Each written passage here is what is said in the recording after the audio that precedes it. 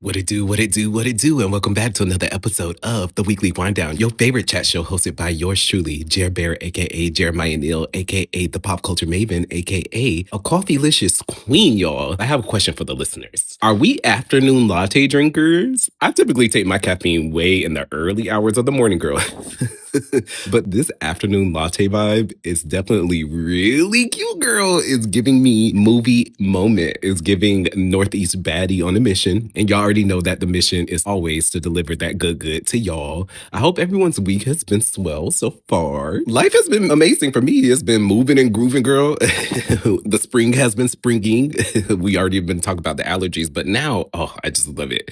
Strolling through the park, Prospect Park, all the parts in New York, honestly, just give. But I will say, as much as I've been trying to, detach myself from technology, I do need me a little AMC movie pass because it's a lot of films that I've been seeing these commercials for that I'm like, dang, girl, you need to get up and see these in the moment. You don't want to be a late ballroom queen. Like, there's nothing worse than being late to the party and everybody done seen this thing and then you try to bring up topics. That's how I felt about Damn Sinners, girl. Where is Nicole Kidman, though? She need to give me a little sponsorship. I need to see this Michael movie, y'all. They must have been doing like experiential marketing or something the day of the movie's release until now, because honestly, like I heard bits and pieces of it online on the TikTok. On the TikTok, I sound like a auntie. But as soon as the movie came out, then that's all I've been hearing about. Michael. And then, of course, all the music playlists on Spotify and Apple Music, that's all they want to recommend. And I'm just like, what is going on? But I'm like, honestly, sign me up. I love a good MJ playlist and I'm not mad at that. But then the other side of me, I have to like use my brain because I don't do well with people screaming in the audience and shouting and dancing and carrying on and doing all that in the movies. And I know exactly if there's one fandom that's going to do that, it's going to be Michael Jackson's fandom. So I'm like, maybe I should hold out a couple of weeks before all of that starts. Listen, I like my audiences to be quiet, to just watch and observe like what you're supposed to do at the movies, okay? Keep it cute and put it on mute, babe. But yeah, I gotta see that. Also gotta see the drama. See, talking about late stuff, I feel like that's one of the ones that's probably already on streaming by now, girl. I want to see Zendaya do her thing outside of Euphoria. I feel like that has been like the talk of her acting, so much so that people don't forgot that she was in The Damn Greatest Showman with Hugh and Zac Efron and all them. I also gotta go see Mother Mary with Anne Hathaway. Girl, talk about Anne Hathaway. I gotta say, I can't wait for the movies of all movies. The sequel of all sequels, girl. The Devil Wears Prada 2. Yes, girl. I am very turned for this. Reboots, sometimes I'm just like, yeah, you already know me, girl. I always keep talking about it. If we already got one Disney, why we gotta keep bringing back the same thing? Why can't we just bring something new instead of trying to reinvent the wheel? But this one, girl, you give it to me. I'm buying it all. But did y'all see that Doechii and Gaga came out with a new collab? The song is called Runway. I'm definitely here for this as well. Like, it's very obvious that Doechii draws a lot of inspiration, at least visually, from Gaga, which is dope. But it's cool to see them on the track and how they interact. Gaga always been supporting her Black art, and that's because of that Vince Herbert. Same with JoJo. You know, Vince did real well with his girls. If he was gonna pick some white girls to represent, I think Gaga and JoJo are great. Nevertheless, I will say the song is a bop. I like it. It's too short. I'm really sick of the 2-minute songs, but overall, I like the vibe, and I definitely feel like it's going to be perfect for the Mets and anything that has to do with any type of, fashion vibe. So it's going to be fun. I know that Azalea Banks, girl, is livid. It's like she got a destiny swap. As soon as they finish that beef, it's like she destiny swapped with Doechii, because that could be Azalea Banks right now. She learned how to not even play the game, because I'm an outspoken person. I also don't stand for a lot of BS, but some of the stuff I feel like she brought on herself. But nevertheless, if she wants her Twitter rants to be her legacy, that's the thing, y'all. We can't pick and choose what people gonna do with their lives. They gonna do what they want to do. So let her do her thing. I'm not gonna do too much on Miss 212 before I get read to oblivion. But yeah, there's a lot of new releases just taking over the spring, which I like. I like this motion. I like the movement. I'm so here for it. It's kind of like, I don't know if any of y'all felt this way, but it felt like 2026 was kind of like being a drag. It felt like it was taking a long time to like move along, or maybe we have been anticipating summertime, summertime in New York, girl. We have not been getting that weather. And I do feel like weather is a bit reflection of how your overall mood is going to be. But right now it's on the other extreme. It just feels like, whew. The motion also could be triggered because of all of this crazy and quote unquote alleged staged incidents that we've been seeing, especially in politics. It's like we on those opposite extremes. It either drags or it hits you. Hit me with your best shot. That's how I feel like it is. But right now, I'm comfortable in the full force swing of things. And my word of wisdom to y'all listening is that sometimes when they hit that accelerator, when the train go from 55 to 80 and you just got to grab the pole, just grab the pole and ride the ride. That's it, y'all. Because we can't control it all. All we can do is control ourselves. So just ride the ride and enjoy it. In the case of things going full force and being in the swing of things, y'all know I had to up my ante. So I had to bring y'all breaking news. I figured that the weekly wind down audience should be the very first folks to hear about this. But I have exciting news for my pop holics, you all.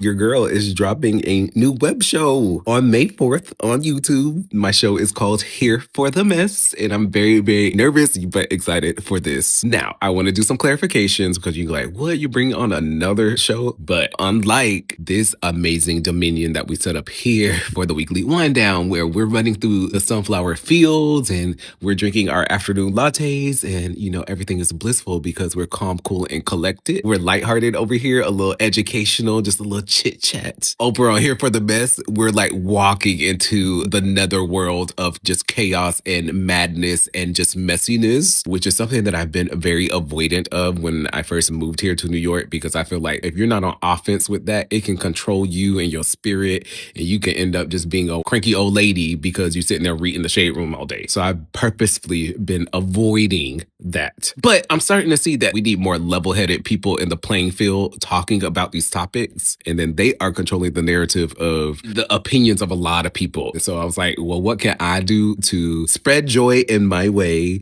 do my thing, but still try to change course or just bring a little bit of, because y'all know me. Y'all know I'm going to bring all the good. I'm going to bring you a very well-rounded synopsis on a topic. I'm not going to be just leaning heavily into my bias all the time. So I know that's very long-winded, but I'm here to knock out this next class, this Gen Z class of Theo Bonds and the Tucker Carlsons and the Candace Owens that are sitting here brewing up thinking that they're about to control the YouTube game. They got to watch out because your girl is here. We stepping up to the plate. We're going to be clocking all that tea, all the stuff that y'all going to be seeing on the blogs and the pop culture sites and the pop craves and stuff like that. I'm going to be giving y'all the highlights of the week. So yes, every Monday, you got me. You got me on Mondays and you got me on Thursdays. This is insane. But that also honestly is like my eventual goal. Like every day of the week, I want to have some type of show. I pull up like Ryan Seacrest and we film it and we doing what it do. Still need to go have my little sit down with Rachel Ray girl. I'm going to get my contract for my $40 a day reboot. Y'all also heard that here first.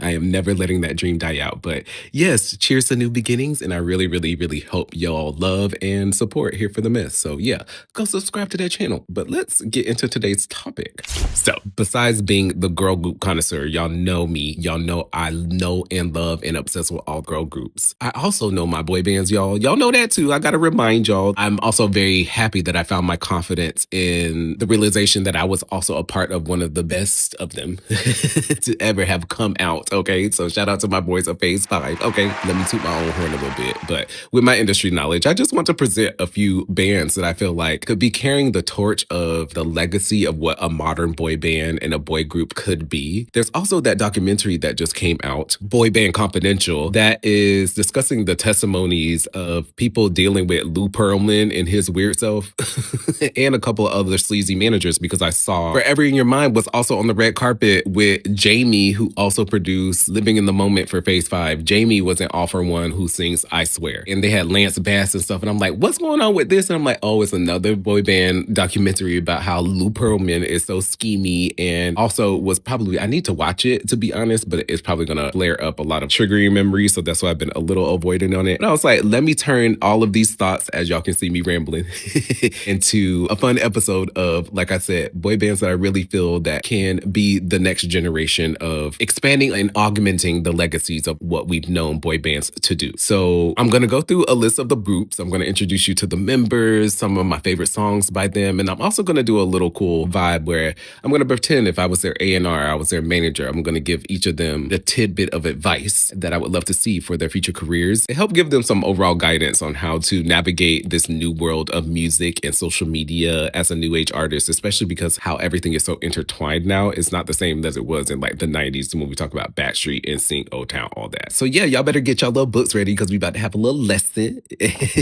Let's hop into into this. All right, y'all. First up on the list, we're trekking over to Mexico City, CDMX. We about to meet our very first band of the day. These boys are like a four-town from Disney Pixar's Turning Red come to life, but also with like a Latin twist, which I think is so fun and fresh. I need everybody to get into my boys, a five-piece Santos Bravos. Yes. Santos Bravos has five members consisting of Drew Venegas, who represents the United States. We got Gabby from Puerto Rico. Kind of reminds me of Phase 5 naming these. We got Kenneth from Mexico, Cauê from Brazil, and then Alejandro is from Peru. So they represent five Latin dominions. And yes, they included the United States. And yes, for them, including my boy Drew Venegas, who I got to meet at the Boys World concert back in 2022 because he used to choreograph for my girls' Boys World, which is a girl group that unfortunately disbanded right before Cat's Eye had their big launch with Debut and Touch. And then Drew has also been part of another group called The Future X. So I've been privy to Drew and his journey for years now. But anywho, this group was actually scouted and put together by Hybe, who is the same label that I just cussed out last week on here. But the label is known for bringing us acts like BTS, Cordis, Cat's Eye, etc. As much as I can't stand K-pop, I sure enough know a whole lot about it. Nevertheless, the cool thing I feel that Santos Bravos brings is the fact that they have been so vulnerable with the making of this group. Y'all know I love me making the band, build the group, anything that show us the formulation process of creating a group. And so all of Santos Bravos' whole project is on YouTube if you want to go check it out and watch how the group was formulated from, I think they have 14 kids from all of these different Latin countries. Since forming in October, they've released an EP called Dual, and they've also performed at, by now, this has to be like their 6th or 7th festival performance, which I think is insane, but it makes sense when you got a label like Hybe, who has so many connections and plugs, and it also has the financial resources to do so. It's easy to just plug so immediate and so fast, but wow, I personally have never seen such a fast evolution of a group like that. Like, they have been on it, which is so fun. Why I love their sound is they've been able to take that reggaeton flavor that I feel that CNCO brought back in the mid-2010s and popularize that. CNCO, to me, was one of the first groups to make the same sounds that we're hearing Karol G and Becky G. Y'all heard me reference them last week, but CNCO introduced that sound with Weezine and Yandel and them being producers. Lil Eddie, shout out to Lil Eddie. So I feel like these boys are taking that sound, but they're making it very modern, fresh, current, and Gen Z in a way. I hate to like separate myself because music is music, but it just seemed very fresh and current. I also love the incorporation of all of their three languages. They have English, Spanish, Portuguese. I love that international flavor that they're going for because they're not limiting themselves to just the United States or just to Brazil. They said, we're going to do world domination, very similarly to my girls, Spice Girls. So I like that. One thing about K-pop houses, they're going to make sure that their artists train.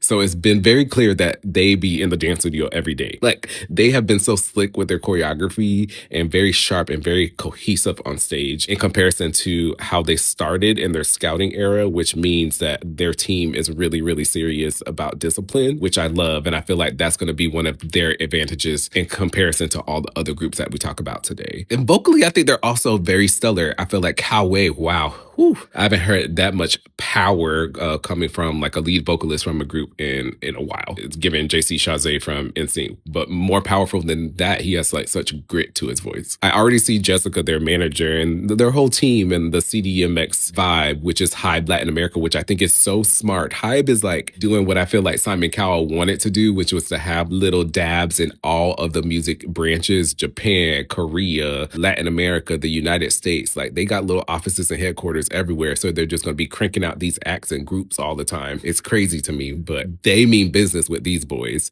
which is so interesting because Santos Bravos is giving me way clearer direction, way better music than Cat's Eye, no shade. I know that they're like two totally different groups, two totally different markets, but it's very interesting that being under the same label and employed under the same folks doesn't mean that you're going to get the same quality of music, because Santos, I think, only has 6 or 7 performing songs, and them songs clears Cat's Eye's catalog, and they're actually allowed to sing. Santos Bravos be singing down. Kenneth has such a cool, sweet tone. He be running up and down the scale. Ale, all of them, they be singing, girl. My favorite Santos Bravos song is definitely, I keep talking about this song, but y'all, it's just giving, it's just giving cozy spring bop. But if y'all want something a little bit more upbeat, or it gives you more of like a vibe of what they can bring energy-wise, you got to get into Velocidad, which seems to be their current promo single, because that's what I've been seeing them perform on like all these Korean shows. See, in Korea, they still be cool. They still got their TRLs and their 106 in parks, which I think is important. Now, I want to get into one thing that I've been seeing a little discourse on TikTok and on Twitter. There's been a little racism towards the groups. Apparently, they were performing at a Korean festival. People like turned their backs towards them. People are being ageist, saying that, you know, this group shouldn't be trying to do all like the cutesy K-pop fairies and stuff like that, because they're a little older than usual K-pop members, because some of these trainees go into the system at like 12 or 13 years old, and Drew is, for instance, is 26. Okay, I'm gonna need y'all to fall back, listen, and y'all need to leave my boys alone, because if there's one thing that I've noticed about the world, they will always just try to bring random people down over non-factors, especially if you're excellent. They're just gonna pick something, cherry pick some random thing and say, oh, you can't do this just because we said so and we don't like it. Because what do you mean you don't like Latin folks, y'all don't like Latinos, when just 3 years ago everybody was screaming from the rooftops and we don't talk about Bruno, okay? It's like people pick and choose when they want to hate on something just to hate on it. And I'm tired of that. And Santos Bravos is way too talented just to be thrown to the wayside just because y'all want to. And the fact that at these festivals, y'all should be praising them instead of hating on them, praising them on the fact that they're out there singing live, giving y'all all this choreography, and they also giving y'all live vocals. That's amazing. Like I said, the training is there. So as y'all can see, I can easily get into automatic defense mode when it comes to defending these groups. So people will never understand what it takes to get on that stage and entertain a whole crowd and give your all and try to alchemize and command energy. You know what I mean? Especially when you got it. Don't be hating. And I'm also going to ride or die for any group that got a black member, and Cauê representing Brazil. It's so cool to see a chocolate brother up there, because you already know black folks, it don't matter if you from the Americas, the islands in Jamaica, Brazil, or whatever. We all just got dropped off at different parts of the world, and this is what it's evolved into. And so to see someone be the face of one of the biggest K-pop companies, it's a dream come true. So shout out to Cauê, and I'm always defend you. But yeah, y'all need to go give my boys y'all support. Let me know what you think. All right, y'all. So we keeping things Latin, but we're going to go to a specific country. We're going to go to Chile for our next group, which has 6 members, y'all. The name of this group is called QR. For the longest time, I was saying Keare, based off of the way that their name is spelled.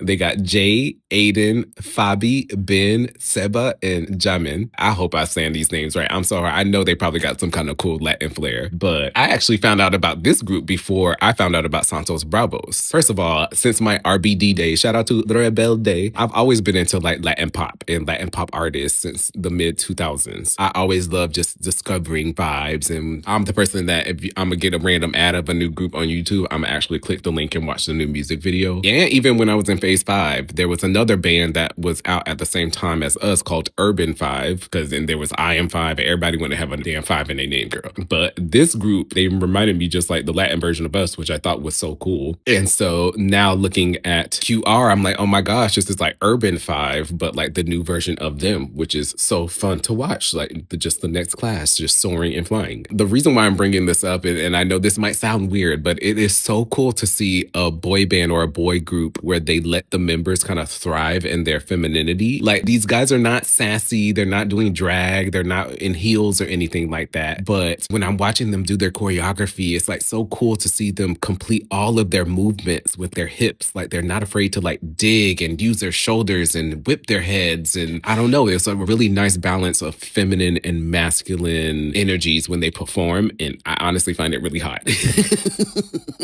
Like it's about time that we let men just be free and be themselves. Imagine if George Michael got to get on stage and really be himself, y'all, without the ways of the world thinking people gonna judge him and stuff like that. Like let these people be free. QR, they definitely bring that type of energy. Now sound wise, sonically, lyrically, even though they kind of visually are stimulated or influenced by K-pop, sonically, their sound is definitely drawing inspo from like the pop of the 2000s. I'm hearing Timbaland influences, Nelly Furtado, Justin Timberlake, which definitely scratches my nostalgic itch all the time. And so their music is very easy to listen to. It doesn't necessarily fall into Latin music. They're just singing in Spanish. If you want to pop that punani, girl, my go-to song is definitely Pala. Oh my gosh.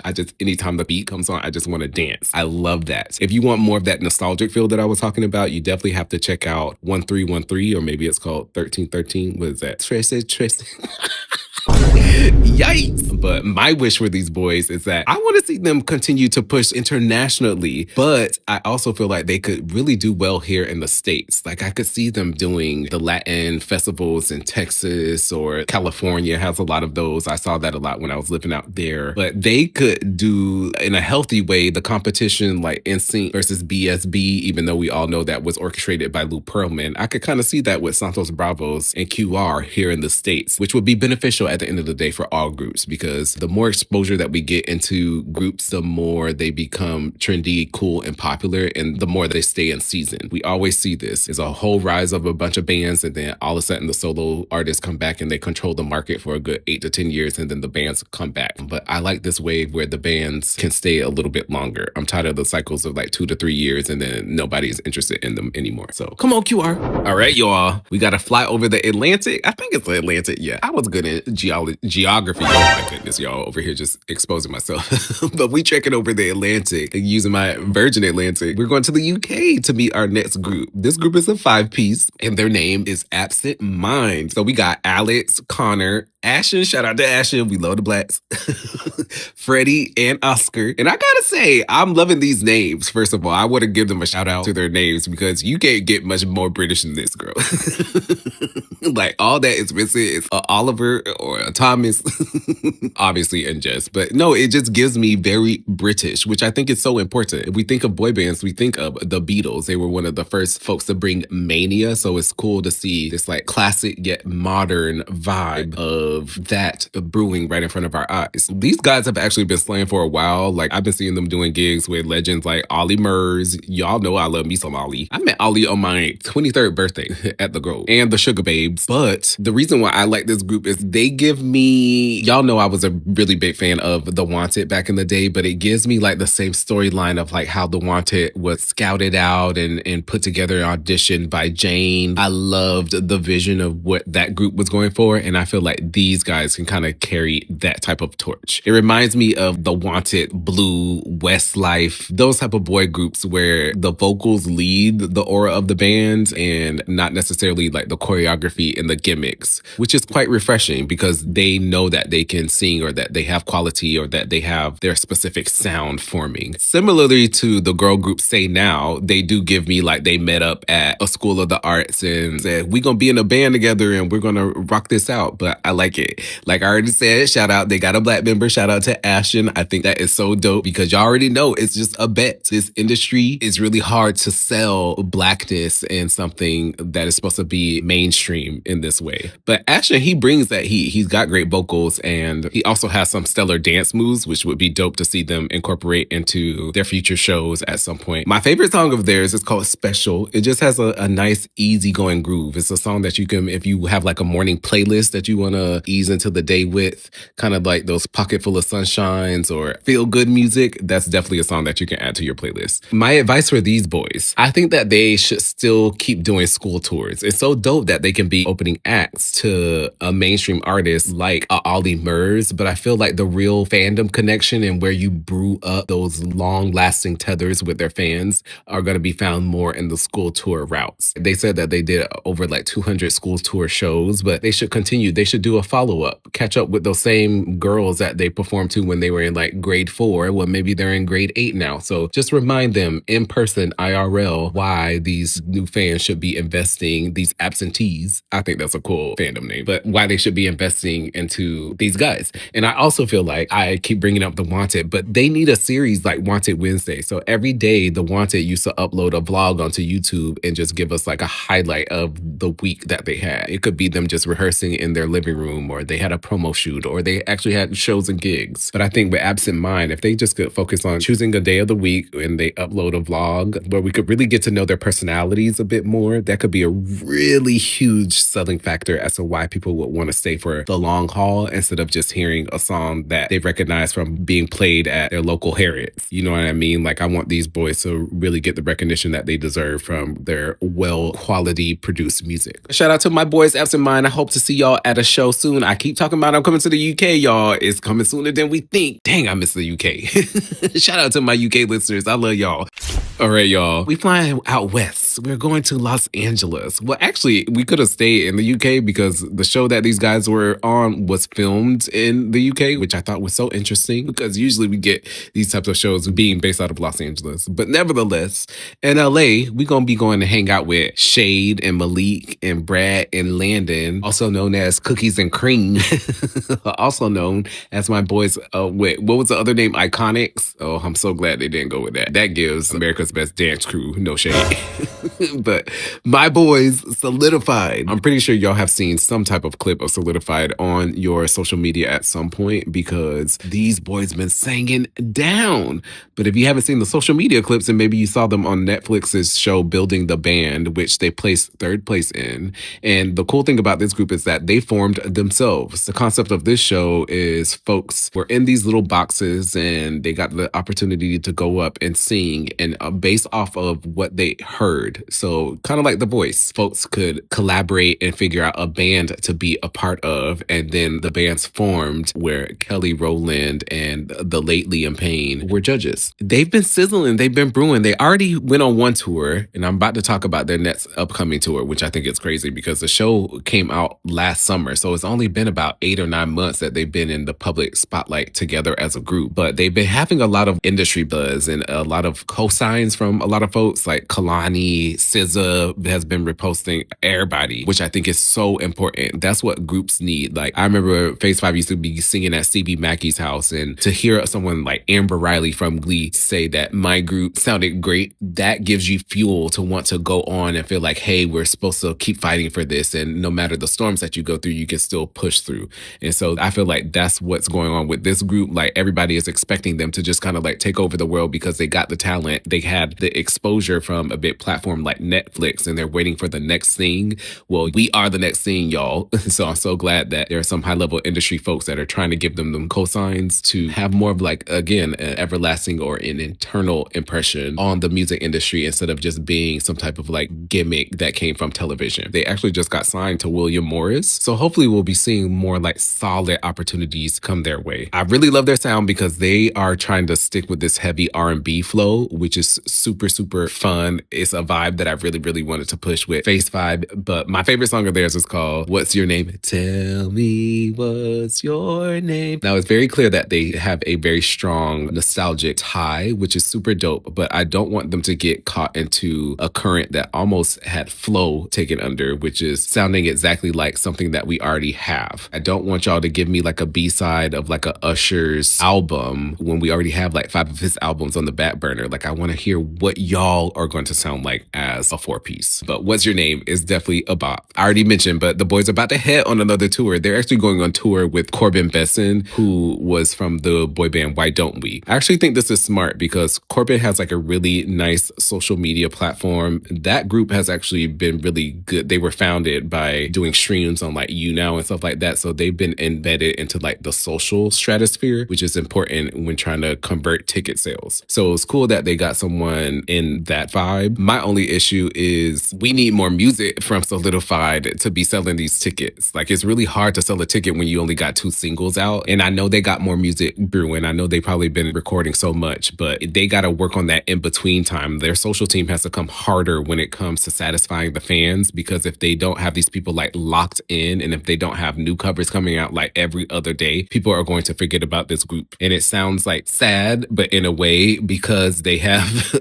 I keep bringing this up, but when you are a multi-ethnic band, you have to work 10 times harder to make yourself as seen and as noticed in comparison to your competitors. I see that they do live streams a lot, or at least Shade does, which is great because they're building those like parasocial relationships, which are super important, which I just discussed with Corbin. That's what he has been doing for his whole platform for the last 10 years. But I want to see if those online vibes can translate IRL. They already were able to kill it with that first tour, but you got to keep in mind that that tour was coming straight off the show, and they were with Frequency at the time. But now this is a boys only vibe, but it's also sponsored by Live Nation, so they probably already signed a contract. They said, I'm showing up to rehearsal, girl, and y'all can take care of the rest. Y'all can take care of the promo. These boys definitely deserve it. I mean, their vocals are top tier, some of the tightest harmonies I've ever heard. And I've been seeing that they've maybe been working with new choreographers because they've been doing some legit choreo from their behind the scenes clips that I've been seeing on social media. So I'm definitely here for that. You know, I love me a group that can sing and dance. We got to root extra hard for this group because the cookies of the group, they don't be having it the easiest when it comes to commercial marketing in Los Angeles. It's just a known fact that I've lived through. I've preached this. I've got like 3 episodes about this. I do know that the fun thing about them is that they have ties to Johnny Wright, manager of Janet Jackson, Danity Kane, Justin Timberlake, to name a few. So I'm just hoping that he leaves them in the right hands of the industry folks and ensuring that they're not just getting the short end of the stick when it comes to proper marketing and accessibility to carry out their dreams. They got the 2 golden white boys, the little Herculeses that's always going to be able to be on the front and center of the magazines. They got that, but they also have the elements to push boundaries. And I feel like right now media needs to lean into that a little bit more. And I hope that overall the world can just accept the group for what it is, because that's what I see in New York. When I be on the train, I see Soulidified, so walking down the streets or grabbing food or going to class at NYU. So, you know, this is what America is now. And so let them be what it be and let us accept that. Let us know that it's okay to finally digest a group like this and let them skyrocket to the top. We don't need another white group taking R&B music like Backstreet, like New Kids, like NSYNC for it to be commercial and sellable. We can have the hybrid. And if you don't want the hybrid, you can love our next group. If you strictly chocolate, then that's what we gonna give you. But we gonna head to the dirty, y'all. Dirty South. Texas, to be exact, to meet a 4-piece group called 2BYG. The members of this group are Matt, Torre, Nix, and KD. I actually found out about this group. This is very rare because I pride myself as being on the hunt of what is coming next or who's out there doing things. But with this group, they were actually recommended to me via the New Music Friday playlist on Spotify. And so I've been hooked ever since to the single that was given to me. But the cool thing about them is they are what I was thinking Absent Mind was this group. They came together by going to school together, which I can tell because like their harmonies are like super tight. They give me that chemistry. It's something similar to what we saw with New Edition or the Boyz II Men vibes back in the 90s. Not the manufactured vibes that we see a lot from the competition shows where they're like forcing people. Danity Kane, for instance, they're forcing people to create chemistry. These boys naturally like came together, which I think is super, super dope. But they're using reality TV and competition shows in their advantage because they were on the most recent reboot of Star Search on Netflix, which I think is very smart, very cool strategy to try to get yourself broadcasted to like mainstream America in any type of way, including a reality show or social media. My thing with that whole Star Search show, though, I wish they had a little bit more diversity on like the judging panels. Like Chrissy Teigen, I know she's married to John Legend, but she don't give me like she be advocating for the blacks like that. Same with Jelly Roll. Like we already saw where he stood when he went and talk about or comment about like the politics and stuff like that at the Grammys. So we didn't really have nobody, at least when it comes to power or persuasion of swing votes and stuff like that. They didn't really have nobody on their side, but they still went really far in the competition, which was really dope. They should have had like Kelly Rowland there, so they could have had someone nurturing them the same way that Kelly was able to do for the Little Mixes, June's Diary, and the Building the Band groups, because Kelly Rowland was on there as well. My favorite song by this group is called Karma, and it's giving that, like I said, that New Jack Swing sound, which I think is great because it sounds like their pillar is also going to be R&B. We gotta love anybody that's rooting for R&B or for R&B to be like the crux of the brand, because we already know that that's a risk, even though maybe it's not, because we got our Bryson Tillers and our Brent Faiyazes and the internet. Like there's so many people that have like this new school R&B R&B that's making waves. I'm not talking about like the Summer Walkers and that type of vibe. But these boys are signed to Def Jam, so they do have some type of advantage when at least it comes to like resources or at least having people on their team that have experience. I think that's super important. They can come out the gate a little stronger knowing that they can rely on their team a little bit to help secure them the deals that they might not get otherwise just because of how different this landscape is when it comes to promotions. One recommendation though is that I think that they should go like the Bow Wow and the Omarion route, what they used to do back in the day with like the Scream tour. Like they could really do a We Love R&B tour, add one more, which is Wanye from Boyz II Men, his son's R&B group. They could add Flo, they could add Josh Levi, they could add Victoria Monet. It's a bunch of heavy hitters, Destin Conrad, Duran Bernard.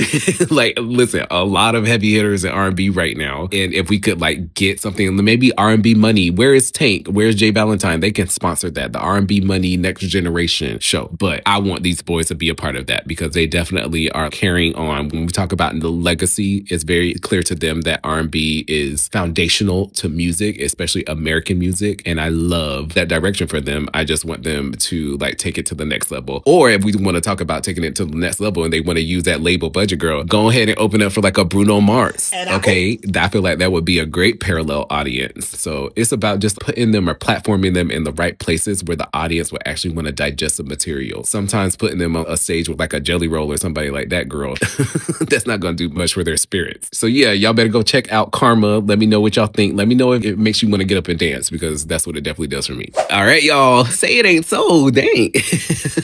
We're at our final group of the day. We're headed back to the UK. We're going to be hanging with somebody that everybody know, or at least I've known since the damn last 25 years of my life, Mr. Simon Cowell. Simon is back in his, what do we want to call that? His inspirational nachos, because this group kind of reminds me of Five a little bit and One Direction a little bit. And Simon managed both of those groups. But this group is his group that he discovered on his show called Simon Cowell, The Next Act on Netflix. And the name of the group is called December 10. Now, December 10 is called that because that's the name of the day that the show debuted on Netflix. And this is the next generation. They just kept it as simple as that, which I think I'm like, hey, if we can have a June's Diary, y'all, we can have a December 10. This group is interesting because they don't play, these groups, y'all, they don't play about these member groups. This group has 7 members. Whew, Chile, girl. I couldn't imagine that many cranky morning wake ups. Like 7 members. I think their ages 17 to 19. Woo, that's a lot. But the name of the members are Sean, John, Nicholas, Danny, Josh, Cruz, and Hendrik. They have 2 singles out, but my favorite out of them is called Run My Way. It's like What Makes You Beautiful 2.0, in my opinion. But sometimes that's fun to hear. Like we said, sometimes you just need feel good music, and that's what they're bringing. And it makes sense that look at their boss.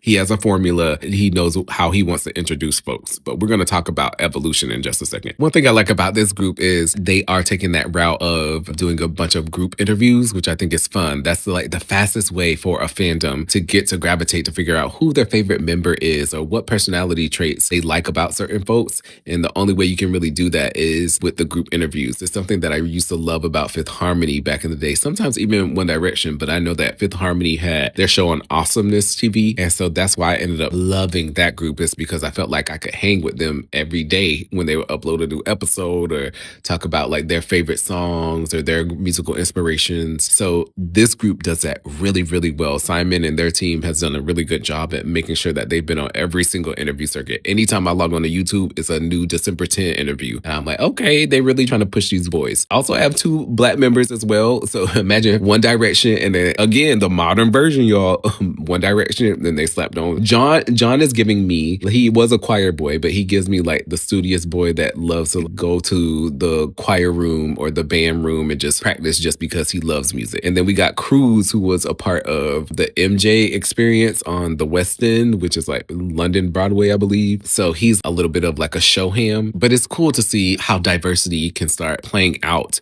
if you just let it. It don't got to be this whole 4 white boys and an Indian boy, which this group has, but it's like, okay, let's bring in some Hispanic folks or let's bring in the Blacks and let's make this a well-rounded experience. My one piece of advice to this group though is that they already got the cosigns, okay? They already got everything that they need. They got the label deal, but they need to find their own individual sound, y'all. Like working with the Julian Bonettas and the Savans, whether we like it or not, it's going to lean heavily into that One Direction sound. And it's not helping that they are D10, 1D. Like there's already been a whole lot of speculation that they're just reheating One Direction's Nachos. And I don't want y'all's introduction into the game as being One Direction understudies, okay? Plus, musically, we already got a really, really strong catalog from One Direction, so we don't need that. What we need is something new, fresh, funky. Like, y'all could even be going like Jamiroquai route or Maroon 5 even, because I know some of y'all play instruments. So just give us something. Even y'all know the Peanuts, when they all be playing their instruments and dancing. Just give us something unique. Don't just give us One Direction again just because you know that could potentially sell a ticket. Now, I get it. You do have to acquire fans, which is smart. Give something familiar to these people so they instantly want to get hooked, want to come to the meet and greets, want to come to the shows, which they also were on tour, which we also got to talk about because Simon had them on them little stages.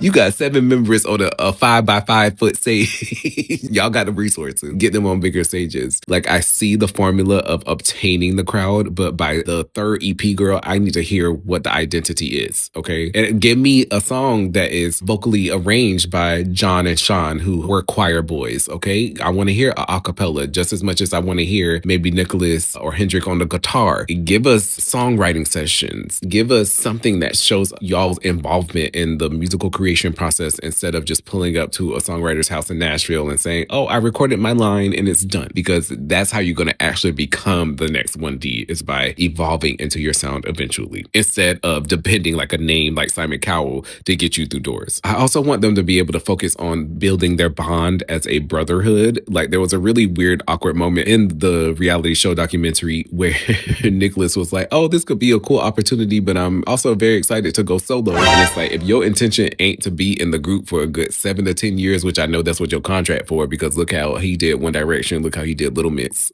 Psycho don't be playing by them contracts. But it's like, you got to focus on the present now moment. You are in a group, girl. Stop worrying about that solo outlook, okay? We got to learn how to like grow together and not let the world try to tear them apart, because that's what the world is going to do. We always watch the tabloids and the blogs and stuff like that. The moment there's a favorite member, then they're going to spotlight them more than the other boys. And then how's that going to work when you got 6 other people feeling like they're not being seen or heard enough on a record? They got to lock in as a unit in order to be able to withstand those tides. I do feel like we got to let the quieter ones speak out a little bit more. Like, I be seeing John be a little nervous to take the microphone because the Joshes and the Dannys have a little bit more sharper personalities, but we got to like let everybody be seen. It kind of reminds me of, maybe it's a thing with boy groups or it's Simon's groups, but how Sean was in 5 is the same way. He had one of my favorite voices. Almost reminds me of like Seal, and you would never know because in interviews and stuff like that, he was always shy and reserved. And I feel like I want to see the team help awaken these guys into each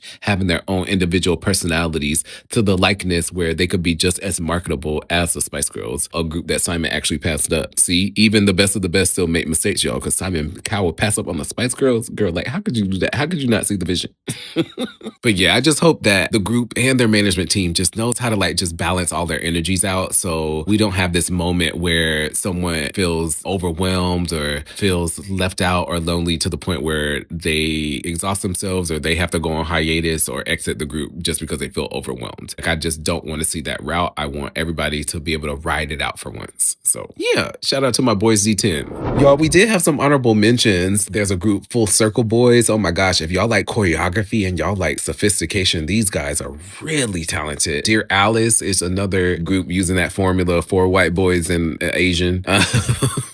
It's so interesting. Who be in the boardroom and saying, this is the thing, we gonna rock with this? But they're kind of cool. They have like a little hybrid of K-pop feel, but just they're not Korean. JYT, what is this name for? Just Your Type? I thought that was a cute name for a group. They're signed to Republic Records and they have a song, What You Want. My boys Whatmore representing New York. Like, they're kind of cool too, because they're giving like Brockhampton, which is fun. Of course, I already mentioned with my episode with Lee No Guidance, they need to put out some new music. Where is the United States tour? That's who else need to be added to that R&B tour that I was talking about earlier. If y'all be knowing these people that work for these companies or whatever, please tag me under their posts. Let them know that your girl is a genius when it comes to these marketing ideas, and we could really be getting these groups to the stratosphere that they belong if I was on the team curating and making it happen, because some of these acts are just unbelievable, and I'm so lucky to be here and alive during a new renaissance and a golden era of groups coming back and making such a resurgence. We already got the girl groups. I might have to do a part 2 on that because there's been a whole bunch that I've been seeing coming coming out the woodworks. But yeah, I'm loving the state of where we are with bands and groups. And I just hope all we need is to bring back these bridges, y'all. If we can do that, some bridges, some posts,